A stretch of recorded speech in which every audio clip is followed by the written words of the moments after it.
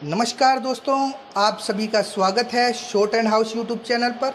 दोस्तों, अब रामधारी गुप्ता फर्स्ट की 120 प्रति मिनट की गति से डिक्टेशन दी जाएगी।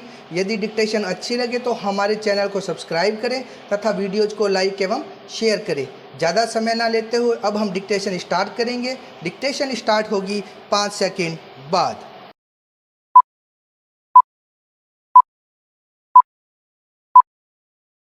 स्टार्ट। सभापति महोदय, अब मैं आर्थिक मामलों पर आना चाहता हूं। मैं अधिक समय नहीं लूँगा। इस बात को सभी स्वीकार करेंगे कि तीव्र गति से हमारी आर्थिक प्रगति हो, इसका प्रबंध किया जाना चाहिए। इसके लिए ऐसा वातावरण बनाने की आवश्यकता है जिससे उत्पादन बढ़ सके, वितरण में समानता आ सके और उपभोग में संयम से काम लिया जा सके। हर बजट को और हर कर प्रस्ताव को इसी कसौटी पर कसा जाएगा। यथा क्या उससे उत्पादन बढ़ता है, क्या वितरण में समानता आती है, और तीसरी बात यह कि क्या हम देश में ऐसा वातावरण बना सकते हैं कि लोग जितना कमाते हैं उतना खर्च न करें, उसमें से बचाएं और उसे राष्ट्र की समृद्धि में लगाएं। अगर इस कसौटी पर सरकार की आर्थिक नीतियां कसी जाए तो मुझे लगता है कि उनमें पर्याप्त सुधार की गुंजाइश है। मैं वित्त मंत्री की कठिनाई को समझ सकता हूं। विकास की आवश्यकता अधिक धन की मांग करती है। राज्य सरकारें अधिक कर लगाने के लिए तैयार नहीं हैं। वे केंद्र से कर्जा लेकर अपना काम चलाना चाहती है। वहाँ कोई वित्तीय अनुशासन नहीं है। यह सारा बोझा केंद्र को उठाना पड़ेगा और केंद्रीय सरकार कठिनाई में पड़ेगी। इसलिए मैं समझता और सुझाव को दोहराना चाहता हूं कि राज्यों को इस संबंध में निर्देश दिया जाना चाहिए। संविधान के अंतर्गत केंद्र इन राज्यों को निर्देश दे सकता है कि वह अपने साधनों के अंतर्गत अपने खर्च को चलाएं। केंद्र के कर्ज पर निर्भर नहीं रहना चाहिए। विशेष परिस्थितियों में कर्जा दिया जा सकता है, लेकिन कर्जा लेकर अपना काम चलाना यह उनका स्वभाव नहीं बनना चाहिए। अपवाद रूप में कर्जा लेकर वह किसी विशेष परिस्थिति का सामना करने के लिए प्रस्तुत हो तो उसका विरोध नहीं किया जा सकता। दूसरी बात यह है कि देश में सादगी और संपत्ति को उड़ाने के बजाय उसे उत्पादक कार्यों में लगाने का वातावरण बनाना चाहिए। मैं नहीं जानता वित्त मंत्री महोदय इससे कहां तक सहमत होंगे, लेकिन आज देश में समाजवाद की चर्चा बहुत होती है। लोगों का समाजवाद की ओर देखने का दृष्टिकोण विकृत हो गया है। लोग हमें क्या मिलता है इस ओर ज़्यादा ध्यान देते हैं। हम कितना खर्च करते हैं इस ओर ध्यान नहीं देते हैं। समाजवाद बिना संपत्ति की अभिवृद्धि किए और बिना उसके समान वितरण के नहीं आ सकता। हमारा देश कृषि प्रधान देश है।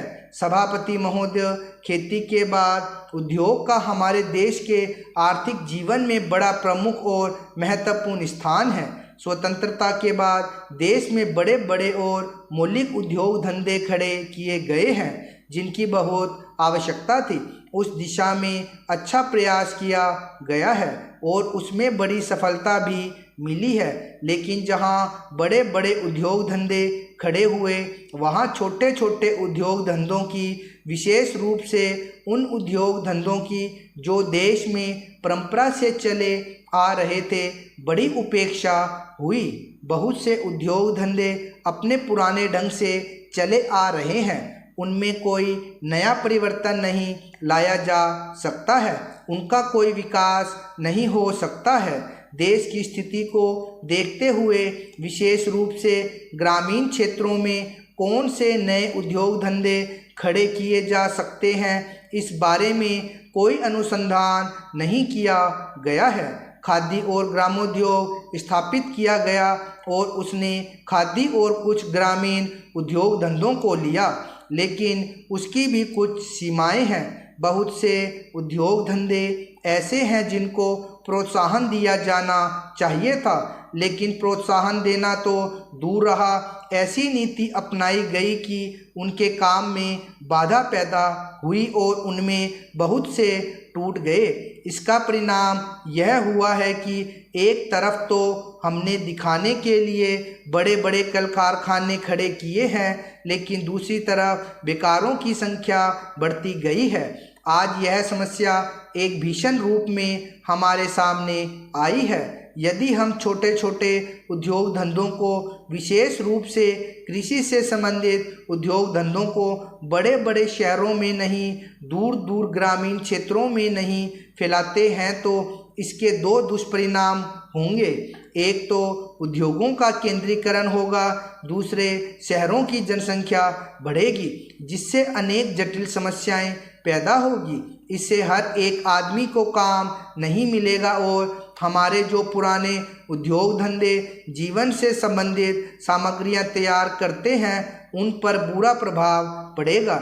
लेकिन सरकार की ऐसी नीति रही है कि उनमें से बहुत से उद्योग धंधे समाप्त होते जा रहे हैं, जिसका परिणाम यह है कि इस उद्योग में लगे हुए आदमी बेकार हो रहे हैं। मैं चाहूँगा कि सरकार ऐसे उद्योग धंधों को अधिक प्रोत्साहन देने का प्रयत्न करे।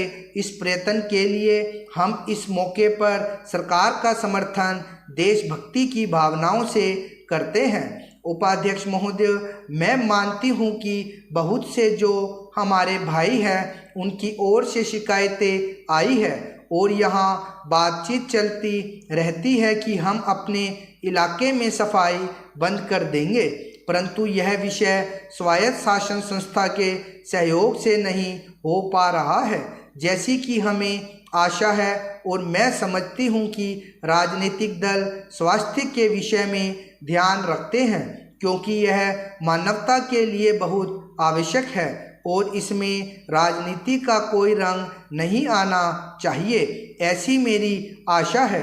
मैं अनुरोध करूंगी सदस्यों की जो समस्याएं हैं उनको ध्यान में रखते हुए दिल्ली प्रशासन कोई ऐसी नीति अपनाने की कोशिश करे जिससे नगर निगम का यदि कोई काम हो तो उस विषय में हमारा नगर निगम से एक सहयोगपूर्ण वातावरण पैदा हो, मगर इस वातावरण में राजनीति न आने पाए।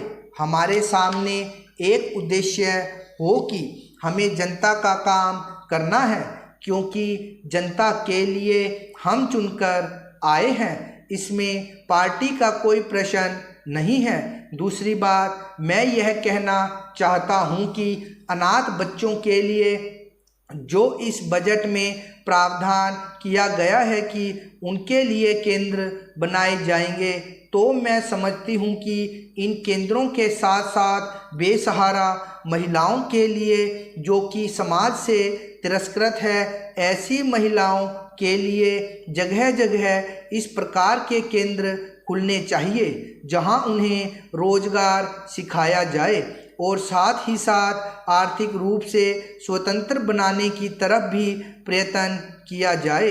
इस विषय में मेरा एक सुझाव है कि जो बच्चे अनाथ हैं, जो बेसहारा महिलाएं हैं, उनकी तरफ हमारी पूरी कोशिश होनी चाहिए कि जो अनाथ बच्चे हैं, जो समाज से तिरस्कृत हैं, जिनको अवहेलना की दृष्टि से देखा जाता है, उनके लिए केंद्र बनाए जाएं और उन केंद्रों में वह अधिकारी रखे जाएं जिनके संरक्षण में वह कार्य सीखे पढ़े लिखे।